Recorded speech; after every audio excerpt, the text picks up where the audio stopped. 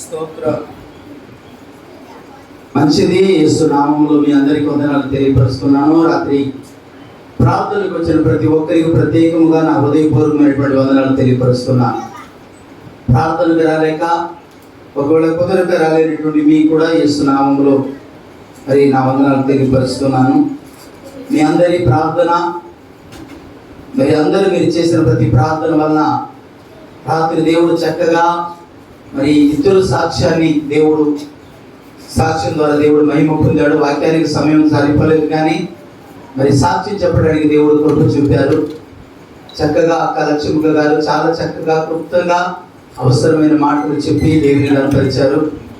Samuel గారి ద్వారా ఇంతకు ముందు కూడా చెప్పనటువంటి సాక్ష్యాలు రాత్రి చాలా చక్కగా అన్నీ కూడా వివరించి మరి చెప్పడానికి సామ్యూల్ గారికి దేవుడు గొప్ప కృపించారు.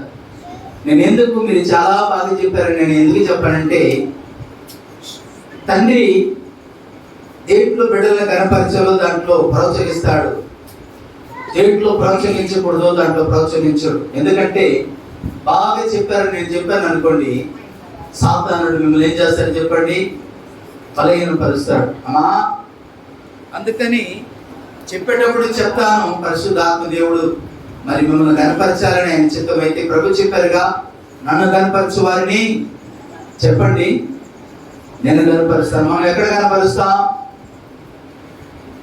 దేవుని మందిరములో 4 గోడల మధ్యలో మన ఇంట్లో మనము రహస్యముగా దేవుని కనపరుస్తాం. దేవుడు మనలను పబ్లిక్గా కనపరుస్తాడు. దేవునికి స్తోత్రం కలుగునుగా.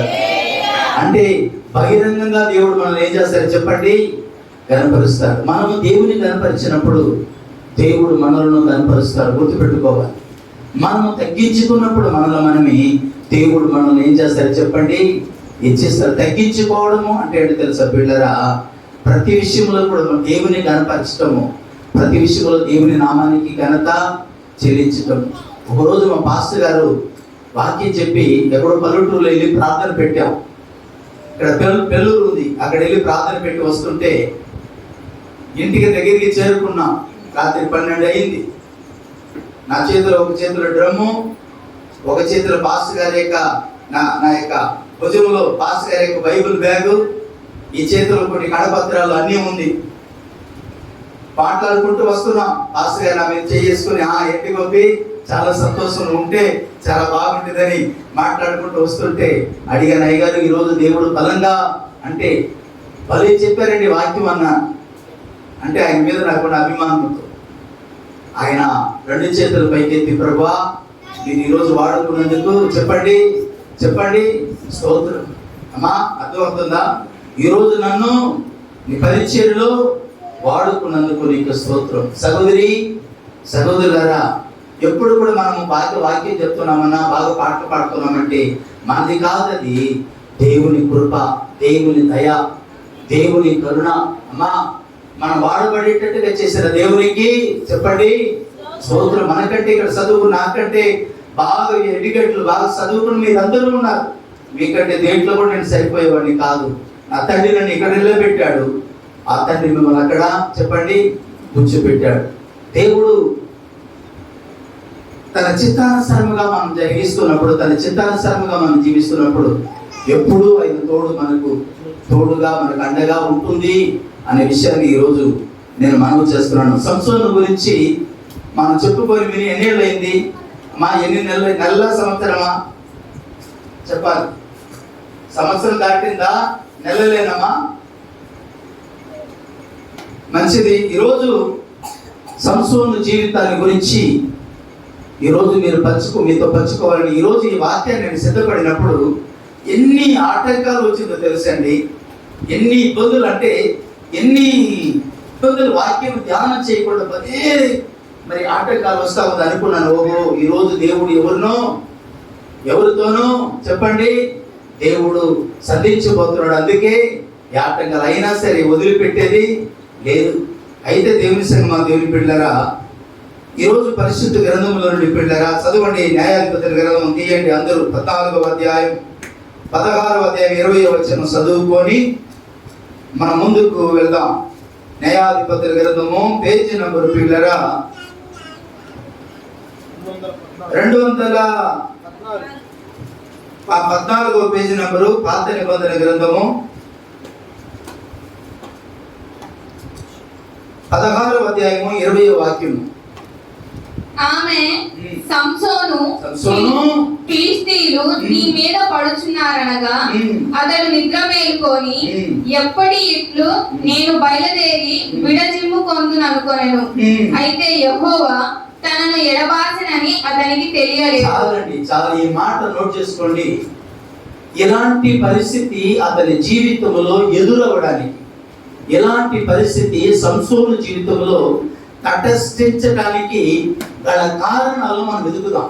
అమ్మా, మన జీవితంలో కూడా ఆత్మీయంగా ఎదిగి, ఆత్మీయంగా బలపరచబడి, ఆత్మీయంగా దేవుని సందులో బలపరచబడి లోకి అంటే లోకి అంటే లోకి వెళ్ళిపోవడం, అంటే కిందకి వెళ్ళిపోవడం, జారిపోవడం, తప్పిపోవడము ఈనాడు అనేక మంది జీవితాల్లో జరుగుతుంది. అలాంటి పరిస్థితి ఎదుర్కొంటున్నారు. ఈరోజు యవన పిల్లలారా, ఈరోజు పెద్దలారా, తల్లిదండ్రులారా, ఈరోజు దేవుని సేవకునిగా మనవి చేస్తున్నాను. ఇది యవనుల గురించే కాదు, పెంచే ప్రతి తల్లిదండ్రులను, యవన బిడ్డలు కలిగిన ప్రతి తల్లిదండ్రులు, అలాగే చదువుకుంటున్న బిడ్డలు, ఉద్యోగం కొరకు ఎదురు చూస్తున్న బిడ్డలు, అలాగే దేవునిలో జీవిస్తూ నమ్మకంగా ఉంటున్నటువంటి ప్రతి ఒక్కరికి ఇది హెచ్చరిక మాట ఇవ్వండి. అలాగే ఈ మాట ప్రతి యొక్క హృదయాన్ని కదిలించేటువంటి మాట, ఆలోచింపచేసేటువంటి మాట బిడ్డ. ఎందుకు ఈ మాట నేను పరిశుద్ధాత్మ ప్రేరేపణ ద్వారా చదివించానంటే, దేవుని ఆత్మ ఒక వ్యక్తిని లేకపోతే ఒక విశ్వాసిని ఎప్పుడు ఎడబాస్తుంది. ప్రభు అన్నాడు కదా, పౌలు గారు అంటాడు, దశలోనికి రాసిన పత్రికలు అంటాడు, ఆత్మను ఆర్పకుడి అంటాడు. అమ్మా, ఆత్మను ఆర్పకుడి, పరిశుద్ధ ఆత్మ ఎల్లప్పుడూ మీ యొక్క ఉండునని ప్రభు చెప్పారు. ఆత్మ సంసోను జీవితంలో ఆరిపోవటానికి గల కారణము ఏంటి? సంసోను జీవితంలో దేవుని ఆత్మ సంసోనును ఎందుకు విడిచిపెట్టాడు? ఆనాడు సంసోనే కాదు, ఈనాడు నీ నా జీవితంలో కూడా. ఈరోజు యూట్యూబ్లో వాక్యం వింటున్న యవన సహోదరి, యవన పిల్లలారా, మీ జీవితంలో కూడా దేవుని ఆత్మ ఒక వ్యక్తిని ఎప్పుడు ఎడబాస్తాడు? దేవుడు అన్నాడు కదా, మొదటి వాడును కడపటి వాడును నేనే, మృతిని నైతిని కానీ ఇదిగో యుగ సమాప్తి వరకు సదాకాలము మీతో కూడా ఉన్నాను అని చెప్పిన దేవుడు ఎందుకని ఎడబాస్తాడు? పర్వతాలు తొలగిపోయినా, మెట్లలు కద్దగిలినా, నా కృప మిమ్మల్ని వీడిపోదు, నా నిబంధన మిమ్మల్ని విడిచి తొలగిపోదు అని దేవుడు చెప్పాడు కదా. ఎందుకు వాగ్దానం చేసిన దేవుడు ఎందుకు తొలగిపోతాడు అంటే, సంసోను జీవితంలో పిల్లరా, అతని మునుపటిని, ఆ తర్వాత తర్వాత అతని యొక్క వెనకబడిపోయిన జీవితాన్ని గురించి, అతని యొక్క విజయాన్ని, అతని యొక్క పతనాన్ని రెండింటిని మనం ట్రయల్ చేస్తే పిల్లరా, రెండింటిని మనం ధ్యానం చేస్తే ఖచ్చితంగా మనకు అర్థం అవుతుంది. మొదటి పిల్లరా, సంసోనును దేవుడు ఎందుకు ఎన్నుకున్నాడు? తీయండి 13వ అధ్యాయం, 13వ అధ్యాయం పిల్లరా, 2-3 వచనాలు చదవండి. ఆ కాలమున దాను మొదటి వచనం చదవమ్మ. ఇశ్రాయేలీయులు మరలా యెహోవా దృష్టికి దోషులు కాగా యెహోవా 40 సంవత్సరములు వారిని ఫిలిష్తీయుల చేతికి అప్పగించెను. ఆ కాలమున దాను వంశస్థుడును జోర్యా పట్టణస్థుడు అయిన మానోహ అని ఒకడుండెను. అతని భార్య గొడ్రాలై కానుపు లేకుండా ఉండెను. యెహోవా దూత ఆ స్త్రీకి ప్రత్యక్షమై, ఇదిగో నీవు గొడ్రాలవు, నీకు కానుపు లేకపోయెను, అయితే నీవు గర్భవతివై కుమారుని కందువు, కాబట్టి నీవు జాగ్రత్తగా ఉండి ద్రాక్షరసమునే గాని మద్యమునే గాని త్రాగకుండుము. అపవిత్రమైన దేనినైనను తినకుండుము. నీవు గర్భవతివై కుమారుని కందువు. అతని తల మీద మంగళ కత్తి వేయకూడదు. ఆ బిడ్డ గర్భమున పుట్టినది మొదలుకొని దేవునికి నాజీరు చేయబడిన వాడై ఫిలిష్తీయుల చేతిలో నుండి ఇశ్రాయేలీయులను రక్షింప మొదలు పెట్టెనని ఆమెతో అనగా. చాలండి. దేవుని ఉద్దేశం అమ్మా, ఎందుకు ఈ వాక్యాన్ని వినిపించారు సెలవించారంటే, దేవుని ఉద్దేశము, దేవుని చిత్తం ఏంటంటే పిల్లరా, ఆనాడు ఇశ్రాయేలీయులకి ఏమండి మీద శత్రువులు ఒక చెయ్యి పైన ఉండేవారు. కారణం ఏంటంటే ఇశ్రాయేలీయులంట ప్రతి విషయంలో దేవునికి ద్రోహం చేసేవారు. ద్రోహం అంటే ఏంటో తెలుసండి? విగ్రహారాధన చేసి దేవుని దృష్టిలో ఏమవుతారు చెప్పండి? ఏమయ్యారు? దోషులు. దోషులు అంటే ఏంటో తెలుసండి? అంటే నేరస్తులు వేరు చెప్పండి, దోషులు వేరు. దోషము చాలా ఘోరమైంది. నేరము, నేరాలు కూడా చాలా అండి. లా చెప్తుంది కదా ఏమండి? లా చెప్తుంది కదా నేరాలు అంటే వాళ్ళ నేరమును బట్టి వాళ్ళ యొక్క చేసిన తప్పిదాన్ని బట్టి వాళ్ళ పనిష్మెంట్ ఉంటుంది. కానీ దోషము అంటే పిల్లరా పాపము కంటే చెప్పండి, అపరాధము కంటే, చెడుతనము కంటే ఎక్కువైనటువంటి శిక్ష దోషము. ఈ దోషము అని ఎందుకు దేవుడు వ్రాయించాడంటే పిల్లరా, అన్ని దోషాల కంటే పెద్ద దోషం ఏంటంటే విగ్రహ ఆరాధన. కొన్ని వారం మనం విన్నాంగా. ఎవరి గురించి విన్నాం? తక్కువని చెప్పండి. యెరోబాము గురించి మనం విన్నాం. యెరోబాము రాజు గురించి మనం విన్నాం. యెరోబాము చెడిపోయేదే కాకుండా చెప్పండి, ఇశ్రాయేలీయులందరూ చెడిపోవటానికి చెప్పండి తానే కారకుడయ్యాడు. తానే కారకుడయ్యాడు. అందుకని ఏంటి తానే చెడిపోవడానికి కారణం ఏంది చెప్పండి? 2 వెండితో బంగారముతో చేయబడిన తోడులను పెట్టి మీరు యెరూషలేముకు వెళ్ళడానికి చెప్పండి చాలా దూరం కష్టము. ఐగుప్తు దేశంలో నుండి మిమ్మల్ని బయటికి తీసుకొచ్చిన యెహోవా దేవుడు ఇదే అని చెప్పి దాన్ని పూజించడం మొదలుపెట్టారు. ఎంతమంది ఉన్నారు ఇక్కడ ఫోటోలు యేసు ప్రభుని చూసి, ఫోటోలో ఉన్న యేసు ప్రభు ఏనే అని పూజించే వాళ్ళు ఎంతమంది ఉన్నారమ్మా? ఫోటోలు పెట్టుకొని ఇంట్లో అమ్మా ఫోటోలో యేసు ప్రభు లేరు. ఏమండి? ఫోటోలో ఉన్నాడా యేసు ప్రభు? బ్రదర్, ఫోటోలో ఉన్నాడా? లేదు. ఎక్కడ ఉన్నాడు యేసు ప్రభు అంటే మన హృదయంలో ఉన్నాడు. దేవుని వాక్యమై ఉన్నాడు. దేవునికి స్తోత్రం కలుగును గాక. వాక్యమై ఉన్నాడు, మన మధ్యలో ఉన్నాడు, మనతో మాట్లాడుతున్నాడు. దేవునికి స్తోత్రం. ఆయనకు రూపము లేదు, ఆత్మై ఉన్నాడు. ఆయన ఎవరిని సంధిస్తారు? యేసు ప్రభు ఒక రోజు తన బిడ్డలు చూసి అంటాడు కదా, నేను తండ్రి ఎత్తుకు వెళ్ళవలసిన సమయం వచ్చింది, నేను వెళ్తాను, నేను వెళ్ళిన తర్వాత లోకం ఇక ఎన్నడూ నన్ను చూడదు, కానీ మీరు చూస్తారు అన్నాడు యేసు ప్రభు. ఆ మాట భావం ఏంటో తెలుసా? ఎక్కడ చూస్తారంటే పరలోకములో చూస్తాం. ఆమేన్. ఎవరు చూస్తారంటే ఎవరు ఆయన రక్తములో కడగబడ్డారో వారందరూ చూడబోతున్నారు. దేవునికి స్తోత్రం కలుగును. హల్లెలూయా. సహోదరి సహోదరులారా, దేవుని ఉద్దేశం ఏంటంటే పిల్లరా, ఎవరి ఇశ్రాయేలీయులను పైన ఉంచాలని, ఇశ్రాయేలీయులను అందరికంటే ఉన్నత స్థితిలో ఉంచాలి అనేటువంటిది దేవుని గొప్ప సంకల్పం. గుర్తుపెట్టుకోండి. ఈరోజు మీ పట్ల కూడా దేవుని సంకల్పం ఏంటంటే అందరికంటే, అంటే మీ బంధువుల కంటే, మీ రక్త సంబంధికుల కంటే, అమ్మా ఈ లోకంలో ఉన్న వారి కంటే, అందరికంటే మిమ్మల్ని ఒక మెట్టు పైన ఉంచాలని ఆయన చిత్తం.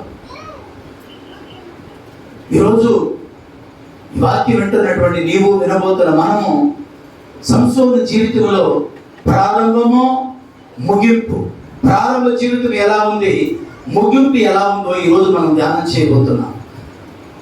దేవుని చిత్తం ఏంటంటే సంసోను జీవితంలో ఎప్పుడూ అనేకులకు మాదిరిగా ఉండాలనేటువంటిది సంసోను దేవుని చిత్తం.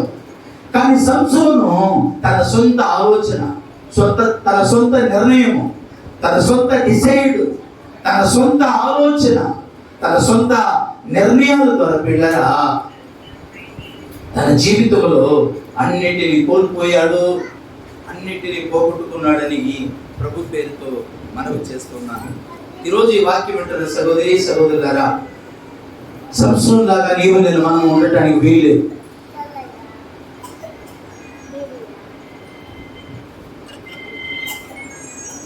సంసోన్ లాగా నీవు నేను మనం ఉండటానికి వీలు లేదు. నీవు నేను మనము బిడ్డగా దేవుని బిడలముగా, దేవుని యొక్క ఇష్టమైన బిడలముగా నీవు నేను మనం ఉండాలి అనేటువంటిది దేవుని యొక్క గొప్ప సంకల్పం. అయితే దేవుడు ఫిలిష్తీయులను సంసోను ద్వారా దేవుడు ఇశ్రాయేలుకు విజయం ఇవ్వాలనేటువంటిది దేవుని చిత్తము. అయితే సంసోను పిల్లల 13వ అధ్యాయము తీయండి పరిశుద్ధ గ్రంథంలో నుండి. మీరు ఇంటికి వెళ్ళిన తర్వాత 13వ అధ్యాయము, 14వ అధ్యాయము, 15వ అధ్యాయము, 16వ అధ్యాయం, ఈ 4 అధ్యాయాలు సంసోను చరిత్రలో పిల్లరా రాయబడిన మాటలు. ముందు మీరందరూ కూడా పిల్లరా మరి దాన్ని చదవాలని ధ్యానించాలని ప్రభు పేరుతో మనం చేస్తున్నాను. 13వ అధ్యాయము 24-25 వచనాలు చదవండి. తరువాత ఆ స్త్రీ కుమారుని కని అతనికి సంసోను అను పేరు పెట్టారు. ఆ బాలుడు ఎదిగినప్పుడు యెహోవా అతన్ని ఆశీర్వదించాడు. యెహోవా అతనిని ఏం చేశాడంట?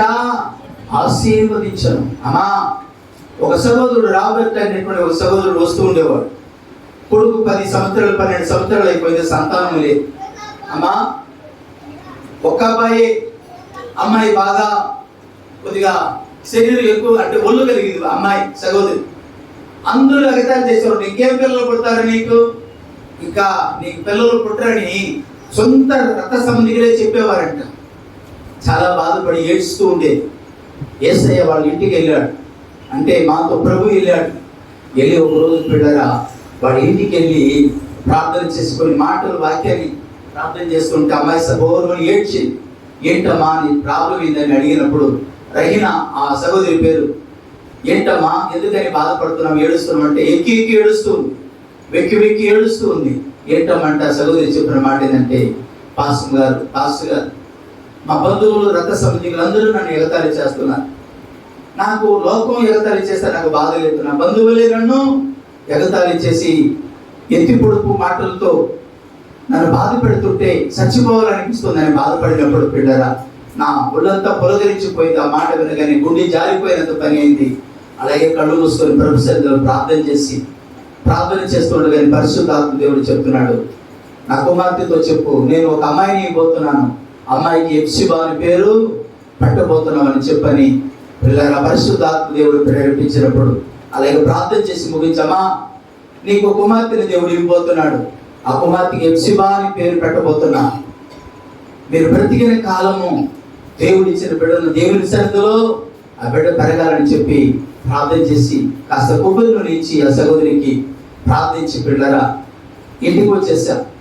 కరెక్ట్గా 3-4 నెలలు అనుకుంటున్నాను, దేవుడు ఆశ్చర్యకరంగా ఆ పాప గర్భవతి అయింది.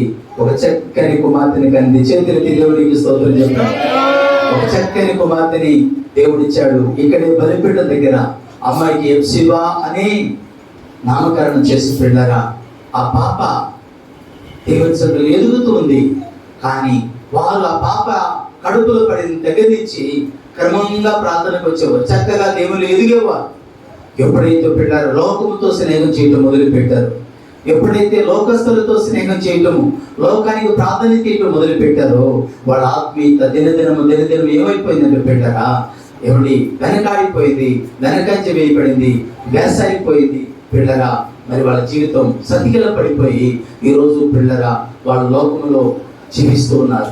ఎందుకు ఈ మాట చెప్తున్నాను తెలుసు పిల్లరా, సంసోనును కూడా బహుశా దేవుడు ఎందుకు ఇచ్చాడంటే పిల్లరా, సంసోనును దేవుడు ఆశీర్వదించింది. ఎందుకంటే అనేకులకు ఆశీర్వాదకరంగా ఉండాలి, అనేకులకు దీవెనకరంగా ఉండాలని, అనేకులకు మేలుకరంగా ఉండాలని. సహోదరులారా, భార్య భర్తలారా, ఈ రోజు దేవుడు మీతో కూడా మాట్లాడుతున్నాడు. దేవుడు మీకు గర్భఫలం ఇచ్చారు. ఎంతో మంది సమాజంలో కొన్ని కోట్ల రూపాయలు ఖర్చు పెట్టి ఎన్నో పుణ్యక్షేత్రాలకి తిరిగి వెళ్ళి వచ్చి ఎంతో మందికి సంతానం లేని వారు ఈ భూమి మీద ఎంతో మంది ఉండగా దేవుడు మీకు సంతాన భాగ్యమును ప్రసాదించాడు. ఆ సంతానమును దేవుని సన్నిధిలో సాక్షిగా ఉంచి నేను నా ఇంటి వారును యెహోవాను సేవించదమని, ప్రభువును సేవించాలని అది దైవ నిర్ణయమై ఉంది, దేవుని చిత్తమై ఉంది. దేవుడు మీకు ఇచ్చిన బిడ్డలను దేవుని సన్నిధిలో పెంచటము అది దేవుని చిత్తము. వారి లోకములో ఉండటం దేవుని చిత్తం కాదు సుమీ. వారి లోకములో జీవించడం దేవుని చిత్తం కాదు సుమా. వారు దేవునిలో ఉండటమే దేవుని చిత్తం. గర్భఫలం యెహోవా ఇచ్చు బహుమానము అని ప్రభు వాక్యం సెలవిస్తుంది. కాబట్టి ఈ సంసోను పిల్లరా, దేవుడు సంసోనును ఆశీర్వదించాడు, దేవుడు సంసోనును దీవించాడు. అనేకులకు దీవెనకరముగా ఉండాలని, అనేకులకు మేలుకరముగా ఉండాలని, అనేకులకు ఆశీర్వాదకరముగా ఉండాలని, అనేకులకు ఆదర్శవంతమైన కుటుంబముగా ఉండాలని, అనేకులకు దేవుని ఎదుట లోకములో దేవునికి మహిమ తెచ్చే బిడ్డలుగా ఉండాలని. అందుకేగా యోహాను సువార్త 15వ అధ్యాయము 8వ వచనంలో ప్రభు అంటున్నాడు, మీరు బహుగా ఫలించటం వలన నా తండ్రి మహిమపరచబడును. ఈరోజు ఈ వాక్యం వింటున్న సహోదరి సహోదరులారా, మీరు ఫలించాలి. 2 విధాలుగా ఫలించాలి. ఒకటి ఆత్మీయంగా ఫలించాలి, రెండోది భౌతికంగా కూడా ఫలించాలి. బైబిల్ గ్రంథంలో ఆది కాండం నుండి ప్రకటన గ్రంథం వరకు మీరు చూసుకోండి. దేవుడు తన బిడ్డలో ఒక మెట్టు ఎత్తుగా ఉంచాడు, కానీ ఒక మెట్టు కిందగా ఉంచడం దేవుని ఇష్టము తక్కువే. బైబిల్లో మీరు ఎక్కడైనా చూడండి, ఎవరి దరిద్రులుగా ఉన్నవారు చాలా కొద్ది మంది. మీకు తెలుసా, దరిద్రులుగా పేదవారిగా ఉండాలనుకున్న వారిని ఉంచిన వారు చాలా కొద్ది మంది. ఉన్నత స్థితిలో దేవుడు ఉంచిన వారు చాలా ఎక్కువ మంది. అందుకే దేవుడు తన బిడ్డలను ఎప్పుడు కూడా ఒక మెట్టు పైనే ఉంచాలనుకుంటాడు. దేవుని దగ్గర మనము దేవుని నమ్ముకొని కూడా పేదవారముగా దరిద్రులముగా ఇతరుల దగ్గర ప్రతిసారి చేయి చాపుతూ ఉండేవారుగా ఉంటే దేవునికి అవమానమా, దేవునికి మహిమ? చెప్పాలి మీరు. దేవునికి అవమానమా, దేవునికి ఘనత? ఒక అన్యుడి దగ్గరికి వెళ్ళి ప్రతిసారి చేయి చాపుతూ ఉంటే దేవునికి మహిమ వస్తుందా, దేవునికి అవమానం కలుగుతుందా? మీరు దీవించబడాలి, మీరు మేలు పొందాలి అలాగని చెప్పి దీవించబడిన మీద తర్వాత ధనం మీద మన ఆలోచన ఉండకూడదు, కానీ ధనాన్ని ఇచ్చిన దేవుని మీద మన మనసు ఉండాలి. దేవునికి స్తోత్రం కలుగును గాక. ప్రతిరోజు బంగారాలు ఉన్న వాళ్ళతో ఈరోజు ఒక వాక్యం చెప్తున్నాను, బ్యాంక్ బ్యాలెన్స్ ఉన్న వారితో ఈరోజు వాక్యం ఒక విషయాన్ని మీకు తెలియజేస్తున్నాను. ప్రతిరోజు ఉదయకాలము లేచి ప్రార్థనకు ముందు లాకర్ తీసి ఆ బంగారాన్ని బ్యాంకు బ్యాలెన్స్ చూసుకొని వాటితో చెప్పండి, ఓ బంగారమా, ఓ ఆస్తి, ఓ ప్రాపర్టీ, ఓ వెండి బంగారమా, ఇది నిన్ను బట్టి కాదు నేను సంతోషిస్తుంది, నిన్ను మాకు ఇచ్చిన దేవుని బట్టి సంతోషిస్తున్నా. Praise the lord. ఈ రోజు మమ్మల్ని ఈ స్థితిలో ఉంచిన నా దేవుని బట్టి నా తండ్రిని కనపరుస్తున్నాను. నువ్వు నాకు దేవుడు కావు, నీవు కాదు, నిన్ను కాదు నేను ప్రేమించేది, నా యేసుని నేను ప్రేమిస్తున్నా. Praise the lord. కాబట్టి దేవుని సంగమా, దేవుని బిడ్డలారా, సంసోనును దేవుడు ఆశీర్వదించి ఉపయోగకరముగా మేలుకరముగా ఒనేసిముతో పౌలు గారు అంటాడు కదా, ఫిలిప్పీయులకు రాసిన పత్రిక రాస్తూ అంటాడు కదా, ఇతడు నిష్ప్రయోజకుడు ఒకప్పుడు, ఇప్పుడు నీకును నాకును ప్రయోజనకరమైన వాడు ఆయనో అంటాడు. పిల్లల ఉపదేశముల గురించి మాట్లాడుతూ ప్రతి ఒక్కరు, మనము రక్షించబడిన ప్రతి ఒక్కరు పిల్లరా ప్రయోజకులుగా ఉండాలి.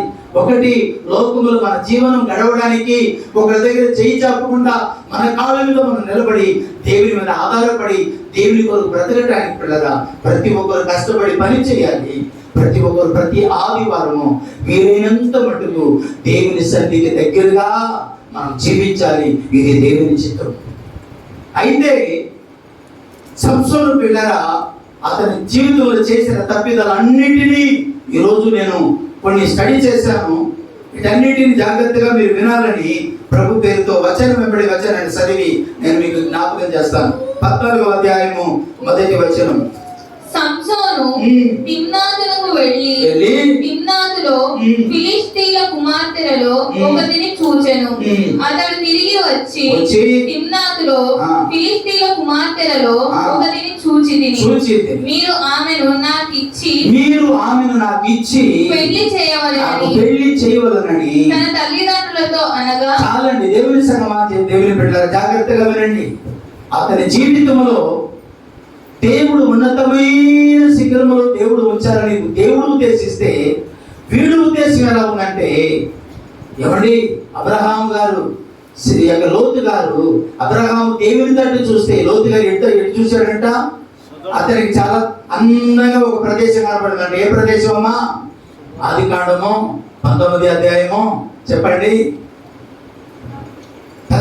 ఇదిగా కనపడింది. అంటే 18వ అధ్యాయంలో ఏమండి అంటే సొదొమ గొమొర్రా చాలా అందంగా కనపడింది. అంటే అక్కడ ఇల్లేసుకున్నాడు ఇల్లు.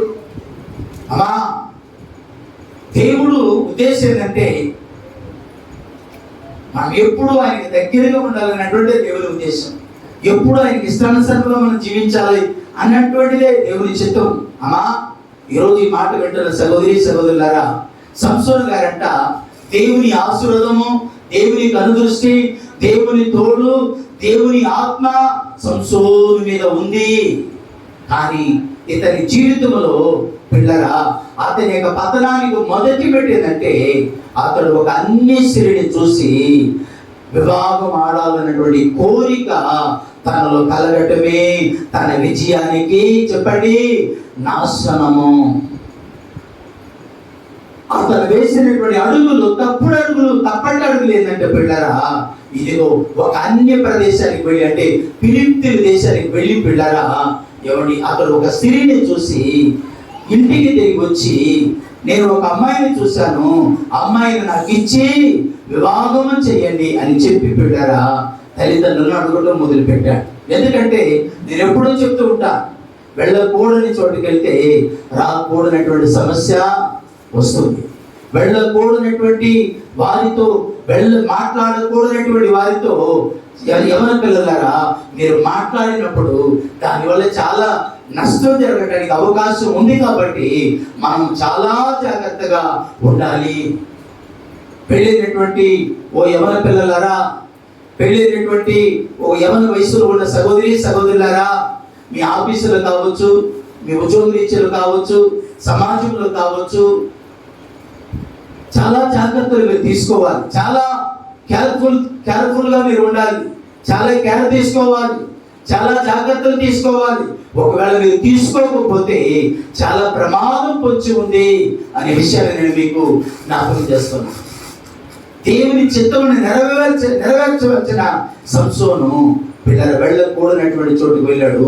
చూడకూడని చెప్పండి దృశ్యమును చూశాడు.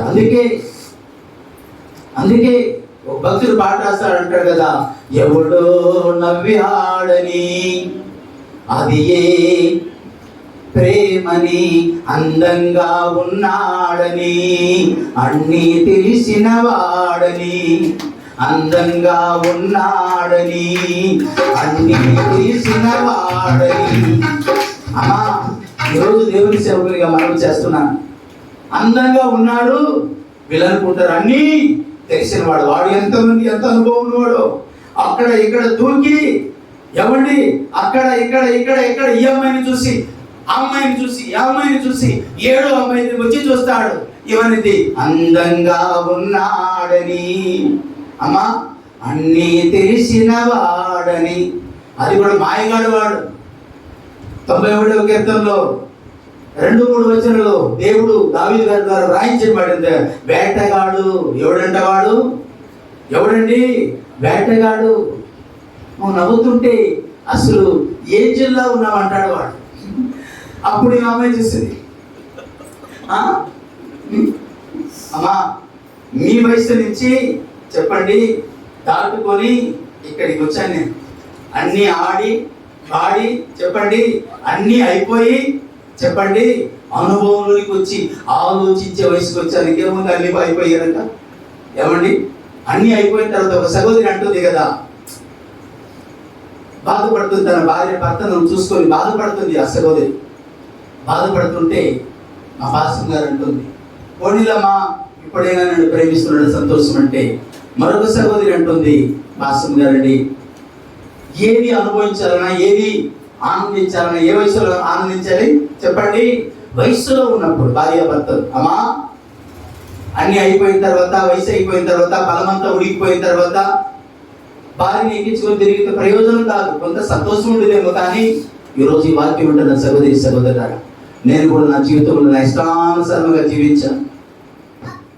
చూసారా సాతానికి ఎంత స్వార్థం చూసారా?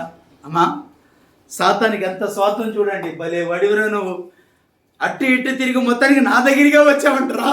అంటే నాకు ఫిట్టింగ్ పెట్టడానికే. దేవుని సంగమా, దేవుని బిడ్డలారా, ఈరోజు యవన పిల్లలారా, నా బిడ్డలారా, నిన్ను కన్నీరు కార్చినట్టు నా యేసు ప్రభు ఎందుకు ఊరుకుంటాడు? ఆయన ఊరుకుంటాడు ఇప్పుడు కదిలిస్తూ ఉంటే. స్తోత్రం చెప్పండి. Praise the lord, praise the lord.